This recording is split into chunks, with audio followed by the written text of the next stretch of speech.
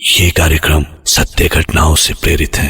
जिनके साथ ये घटनाएं घटी उसकी वास्तविकता उन्हीं तक सीमित है। भूत प्रेतों और असामान्य विषयों के होने पर चैनल कोई दावा नहीं करता और ना ही प्रोत्साहन करता है।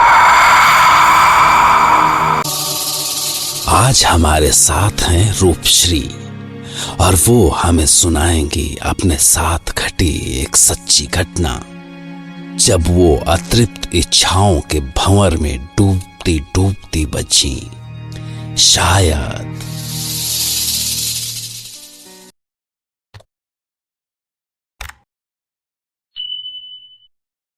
मेरा नाम रूपश्री है। मेरे हस्बैंड आर्मी में डॉक्टर हैं। हमारी शादी के अभी 4 महीने ही बीते थे कि उनकी पोस्टिंग अरुणाचल प्रदेश के तवांग डिस्ट्रिक्ट के एक आउटपोस्ट में हुई। वहाँ कुछ नहीं था, लाइट भी नहीं थी, बस सिर्फ कुछ लोग और 1-2 कॉटेजेस। वहीं से 10-11 किलोमीटर दूर एक जगह है खिंजामणि। मेरे पति को ऑफिशियली वहाँ जाना था तो मैं भी साथ हो ली। वहाँ पैदल ही जाना पड़ता था। उफ, मैं बहुत थक गई हूँ। अभी और कितना चलना है? कहा था थक जाओगी, रहने दो। एक फौजी की वाइफ होने से वाइफ फौजी नहीं हो जाती। वो देखो, वो ऊपर अपना जो नेशनल फ्लैग है ना, बस वहीं तक जाना है। ओह गॉड, वो तो अभी भी बहुत दूर है। अभी से थक गई? अरे हमारे देश के जवान दिन भर में 10 बार ऊपर से नीचे आते जाते हैं, पता है तुम्हें? हाँ, जाबाज सैनिक है हमारे देश के। पूरी दुनिया उनकी हिम्मत की दाद देती है।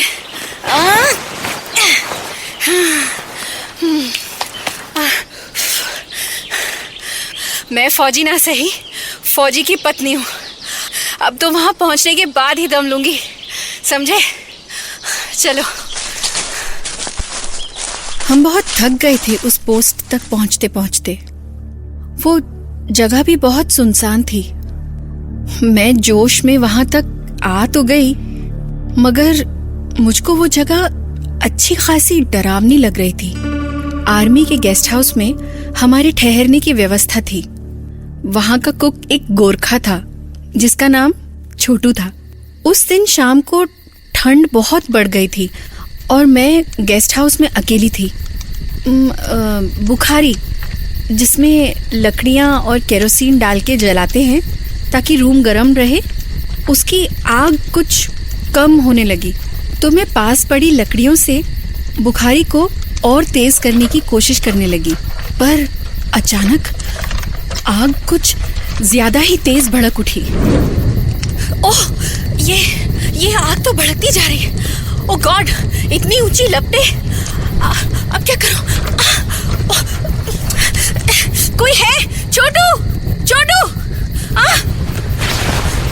ये आग तो बाहर तक फैली। अच्छा हुआ मेरी आवाज सुनकर छोटू वहां आ गया। उसके हाथ में एक कंबल था।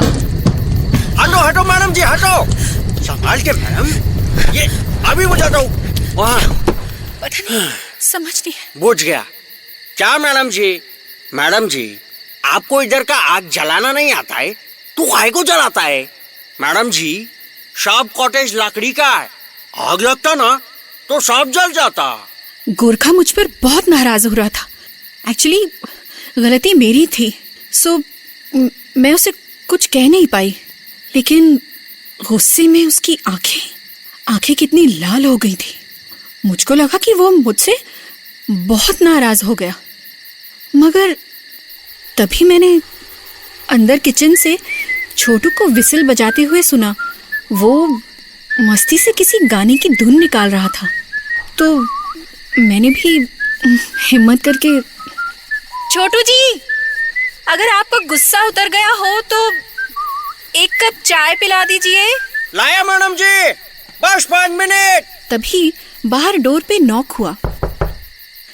मुझको लगा कि ये वापस आए होंगे। मैं खुश हो गई।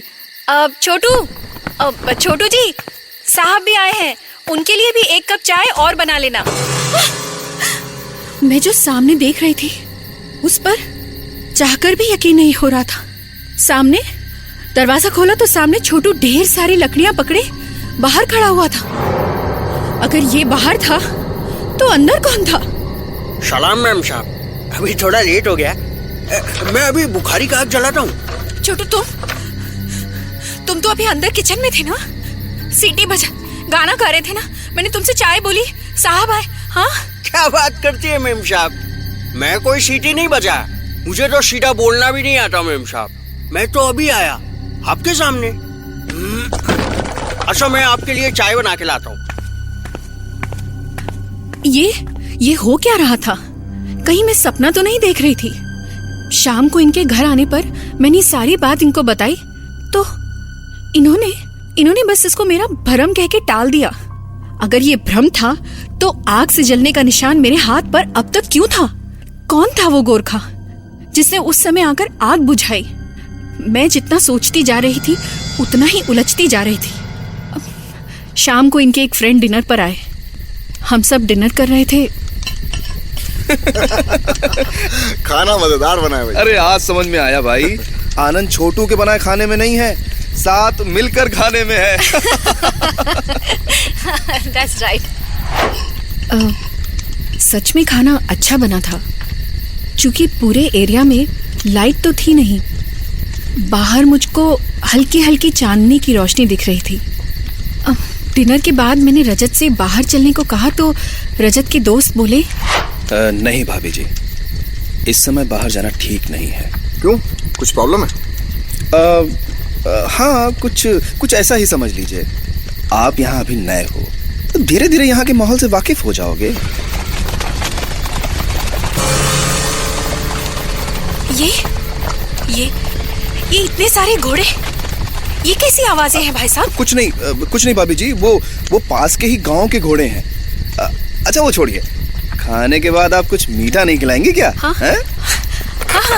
है ना, खीर अभी लाती हूँ, मैंने अपने हाथों से बनाई है। मुझको न जाने क्यों ऐसा लगा कि भाई साहब को छुपा रहे थे, क्योंकि घोड़ों की आवाज सुन के मैंने उनके चेहरे पर एक डर सा देखा था। और जब वो जाने लगे तो हाँ रजत, एक बात बताना चाहता हूँ, ये पूरा इलाका बहुत सेफ नहीं है, खासकर रात में तो बिल्कुल भी नहीं। सो बी केयरफुल है, स्पेशली भाभी जी आप। और हाँ, रात में कोई भी डोर नॉक करे तो डोर न खोलिएगा। आखिर रजत के दोस्त ने ऐसा क्यों कहा? रजत ने इस बात को बिल्कुल भी सीरियसली नहीं लिया, मगर मैं बिस्तर पर भी लेटकर न जाने कब तक इसी उधेड़ बुन में रही कि वो घोड़ों की आवाजें क्या थी और छोटू किचन से बाहर कैसे आ गया। यही सब सोचते सोचते मेरी आंख लग गई।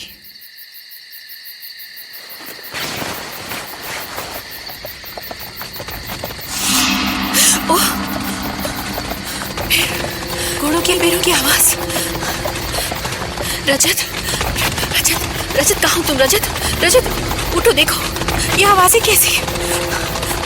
मगर जब मैंने बिस्तर पर नजर डाली तो मेरे होश उड़ गए। रजत बिस्तर पर था ही नहीं। रजत कहाँ गए? ऐसा लगा मानो सारे घोड़े दौड़ते हुए गेस्ट हाउस के सामने ही आकर रुक गए थे। मैं बुरी तरह डर गई थी और ये चिंता भी थी कि रजत कहाँ चले गए इतनी रात को। मैं ये सोचकर आगे बढ़ी कि दूर से झांक कर देखूं कि तभी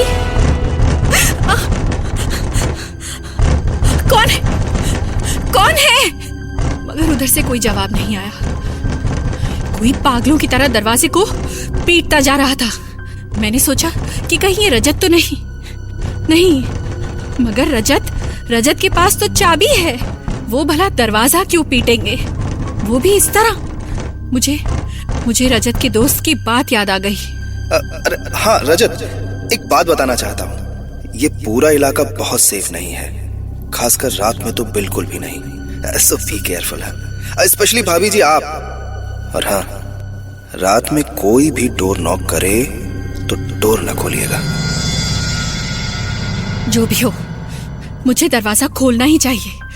ये सोचकर मैंने एक मोमबत्ती जलाई और मैंने जब दरवाजा खोला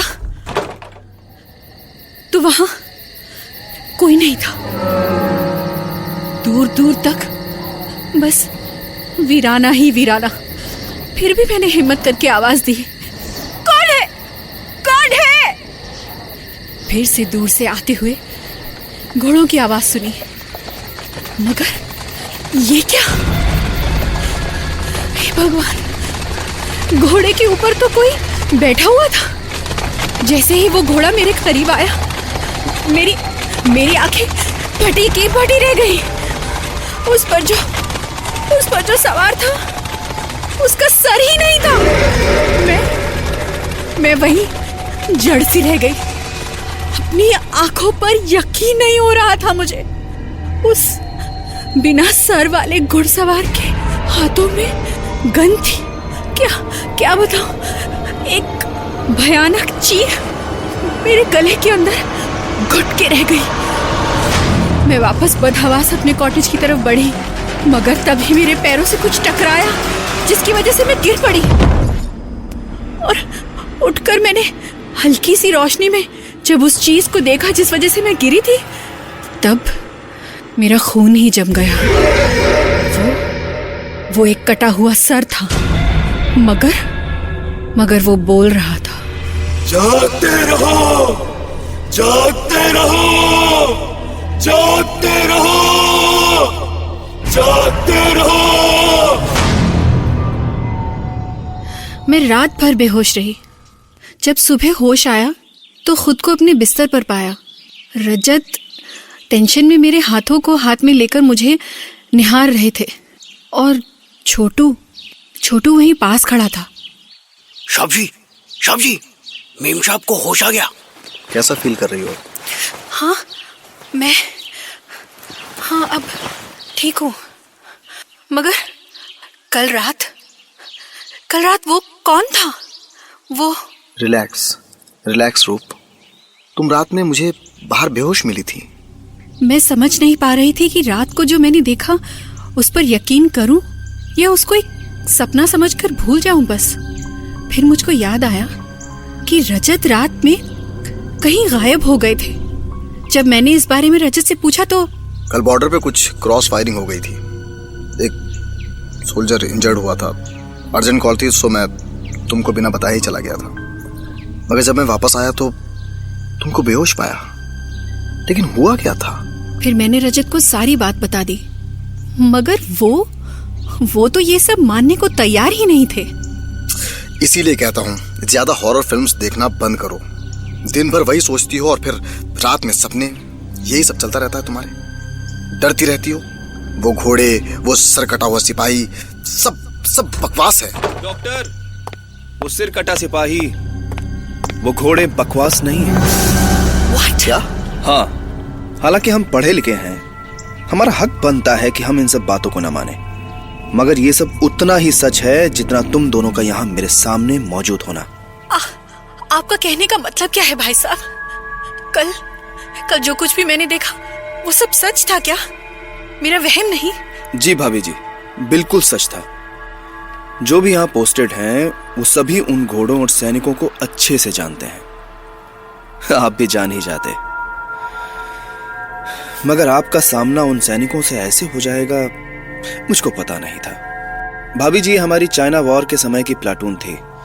चाइना ने हम पर धोखे से वार किया था और आधी रात को हमारे सोते हुए सारे सैनिकों के गले रेत दिए, एक एक को मार दिया। मगर उन वीर सैनिकों के शरीर तो मर गए, मगर उनकी देशभक्त आत्माएं आज भी यहाँ की रखवाली करती हैं। वो आज भी हमको चेतावनी देती हैं कि चाइना पर भरोसा करना ठीक नहीं।